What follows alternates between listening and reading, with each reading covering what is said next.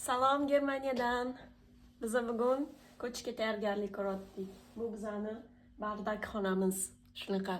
Bu bardakligini sababi biz mebellar bilan ko'chmoqdik, faqat narsalarimizni o'zini olib ketdik.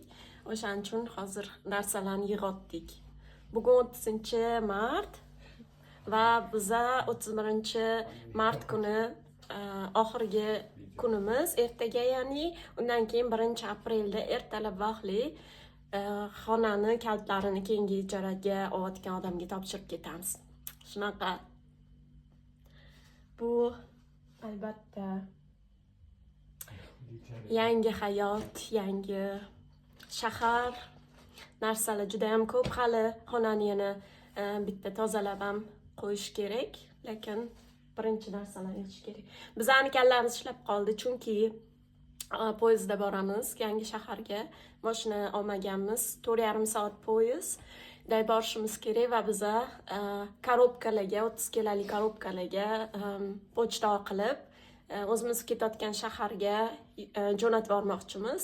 Shuning uchun bizada faqat chamadonlar qoladi.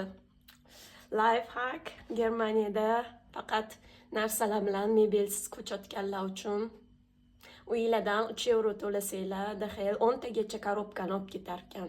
Eng kattaligi korobkani 31,5 kilo og'irlikdagi 1,20 ga 60 santimetr shunaqa korobkaga narsalaringlarni 31,5 kilogacha joylasanglar 25 euroga olib ketadi.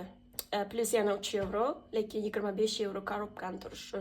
Tasavvur qilasizlarmi, bu korobkaga qancha narsa joylashtirsa bo'ladi, даже o'zinglar ham tushib bo'ladi. Albatta bu hazil. Shunaqa.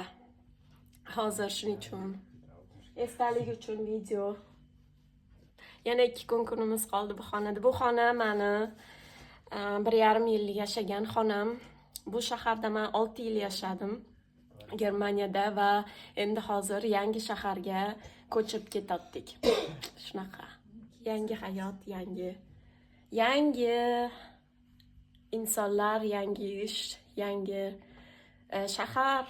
Juda ham hayajonli daqiqalarni boshimizdan o'tkazdik. Shunaqa. Keyingi videolarda ko'rishguncha xayr.